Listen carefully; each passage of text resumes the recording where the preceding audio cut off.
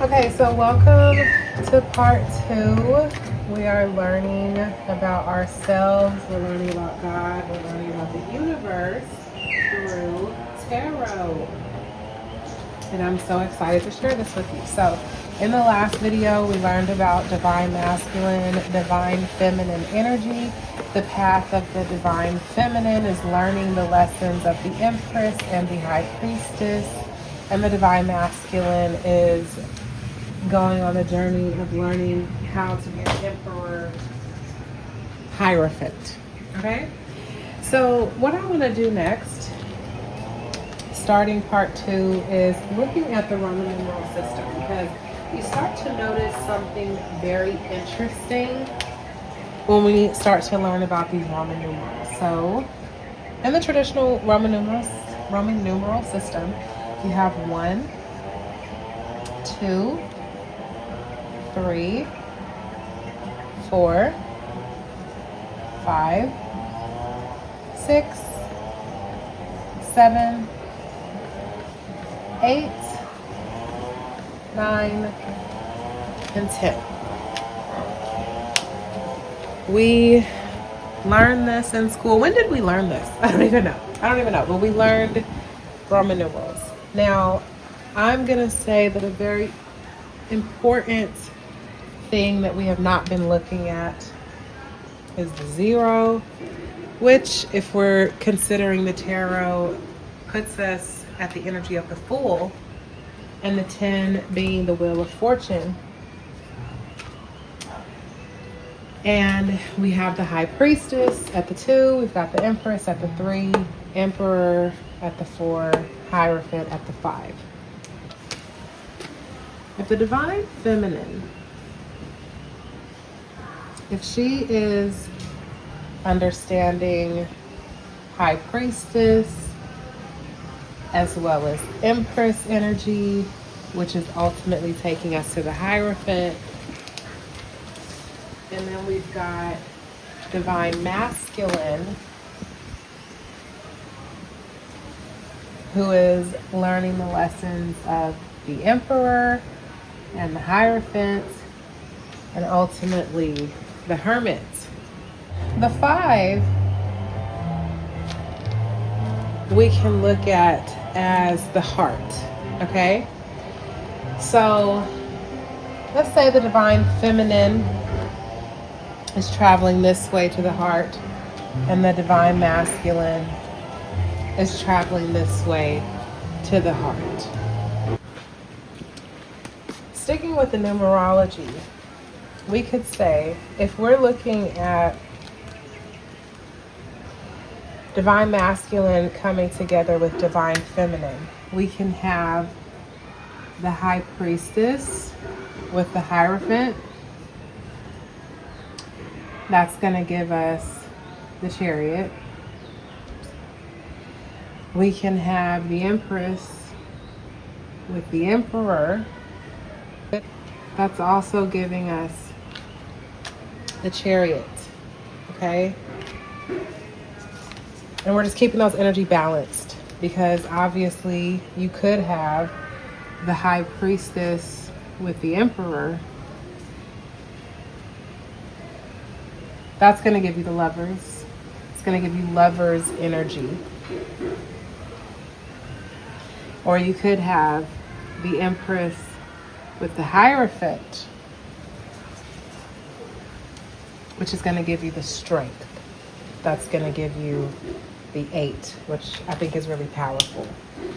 So the Lovers, that's beautiful. You know, that's choice. And then you've got Strength. So I feel like either way, you know, those relationships could be beautiful. But for this particular example, we're looking at how when they are equally yoked, it's giving us that Chariot energy. And then divine feminine coming into Hierophant, divine masculine coming into Hermit, gives us Temperance. Okay, the 5 plus the 9 is going to give us Temperance, which is 14. which is 7 and 7. So the number 7 is very prominent here because that is the combination of the two divine masculine, divine feminines that can come together. They both equal to 7. And 7 and 7 is temperance. It's 14. It's integration. It's spiritual balance, if you will. Okay? All of the numbers are also accounted for, minus the magician, minus the Wheel of Fortune, the magician, and the Fool. Now, going from that concept, the fact that everything is accounted for from 2 through 9, all of that was accounted for in the journey of balancing divine masculine, divine feminine energy. Now, I do kind of want to take this to another lesson with the numerology, because you're going to see something very interesting here with this 0, 1 and this 10 being left out. So let's take this to looking at this in Arabic numbers.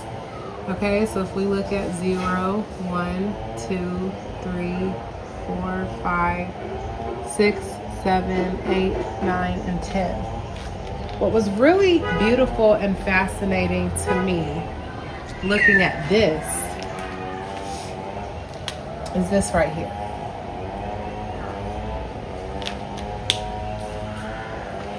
This makes me think of the Matrix.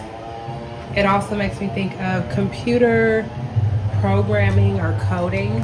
Like in computers, they say everything in life, as well as in computers, is made up of zeros and ones. Now in the Bible, God says, I am the Alpha and the Omega. I am the beginning and the end. So how interesting to look at 0 and 1 and 1, 0 in that fashion. Okay? And then if you add up all of the numbers in the middle, you're going to see something very interesting.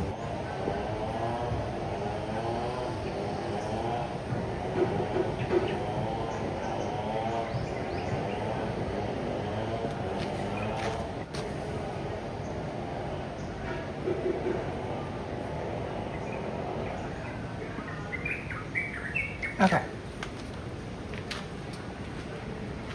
So 2 through 9 adds up to 44. You can do that on your calculator. Add it up yourself. Either way, 2 plus 3 plus 4 plus 5 plus 6 plus 7 plus 8 plus 9 equals 44. I find it very interesting that 44 is in the middle of this, okay?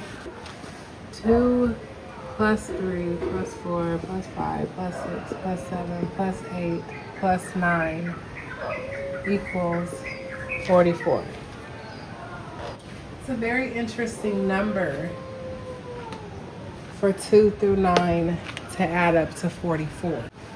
And if we were not even looking at the 10, then it would be 144. I don't know why the number 144 is significant within the collective, right? 144,000 or something about 144. So to finish this thought, we could say, isn't it interesting that 44 being here, that is 2 emperors, if you will. I think it's interesting when it comes to thinking about like the structure of the universe, the number 4 representing structure, 4 relating to the emperor and things like that. I think it says a lot about our life, the importance of structure, the importance of knowing who you are and knowing your identity, because we can look at the Emperor as being someone who knows who they are, someone who knows their identity. So let's back it up to the journey of the divine masculine and divine feminine. If we're looking at chariot energy and then temperance, okay, because the high priestess Hierophant is giving us chariot, empress, emperor giving us chariot, but those authorities combined is giving us temperance, okay? So my thought is that the divine feminine and divine masculine coming into union within yourself is one journey, okay, where you're learning how to, as you're maturing into your intuition, your nurturance, your spiritual authority, as well as your earthly authority, knowing who you are, again, your spiritual authority, and being a sovereign individual. That is the individual journey of coming into balancing your divine masculine and feminine energies. And then when you're coming into relationship, you're bringing that energy together, and that is coming to the temperance. So to me, from the chariot to temperance, this is again the journey of the individual. So you've got the chariot, and then the strength, the hermit, the wheel of fortune, the justice, the hanged man, and then we get to death, and then we get to temperance. Okay, so the individual, we can get to relationally, but let's just keep it simple for now. The individual, once they balance their masculine and feminine energies, once they balance their yin and yang energy within themselves, then they can get moving. Now they are aligned within themselves, and they're able to bridle that into some sort of a direction. Then you're going through strength to temperance, okay? Now the couple that comes together, the relational yin and yang, I think I want to use yin and yang over divine masculine, divine feminine, because that can get maybe confusing, and we don't really need to gender it. So let's just say that. So the yin, and then this is the yang, okay? The receptive and the expressive. All right. So from temperance, once the yin and yang come together and find spiritual integration and find that balance, then we're going from, oh my God, let's see if I remember, temperance to the devil, to the tower, to the star, to the moon, to the sun, to the judgment, and then to the world. Okay, so how many lessons is that? Can I have a count? So 1, 2, 3, 4, 5, 6. 1, 2, 3, 4, 5, 6. And then the world is really a new cycle. The world is really a new cycle. So you come, when you balance your yin and yang energy within yourself, then you're able to move. Now you're able to bring that together and be intentional. Okay? So this is moving with intention, is the chariot. Then you're still going through these lessons and you're hitting temperance. So the tarot, it's the individual, it's the journey of the soul. But it's more than that. I feel like, God is teaching us about the universe. God is teaching us about sex. God is teaching us about ourselves. Like, we're learning so much through the numbers.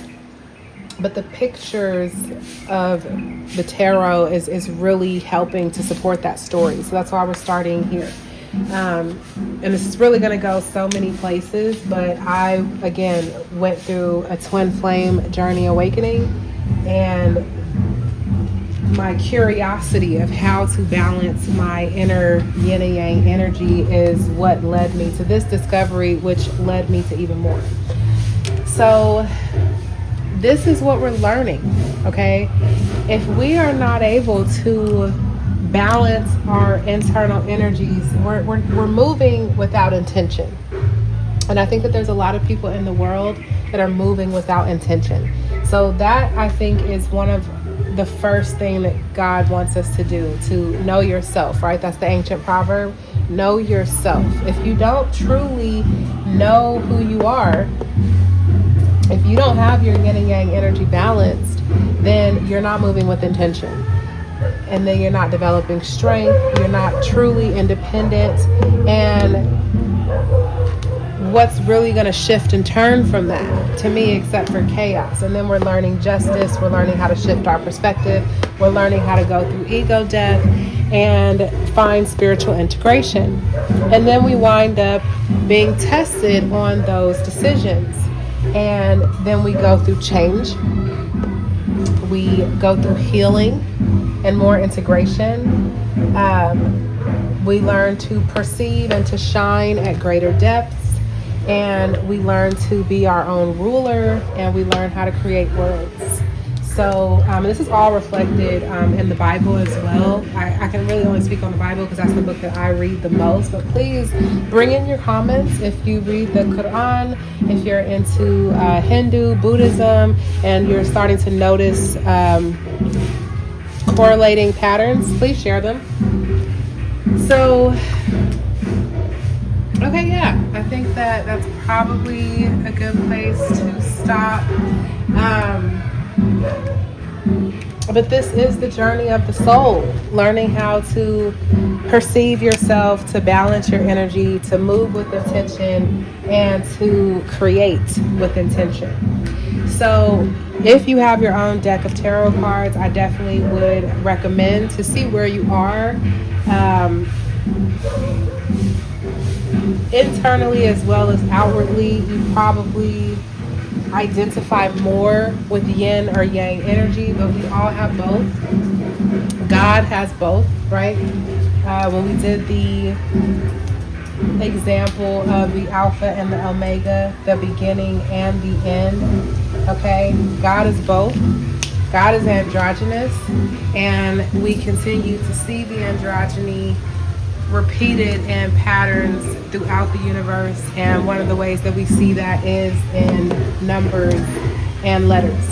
Okay, so is that a good place to stop? Because there's so much to cover. So this is the second lesson here, where we're just talking about the journey of the divine masculine, divine feminine, internally as well as relationally, and what that journey looks like. So this was just a quick rundown. We're going to continue to go through these things in more detail. So yeah, let's move on to the next thing. Okay, so join me for part 3 if you've been following along.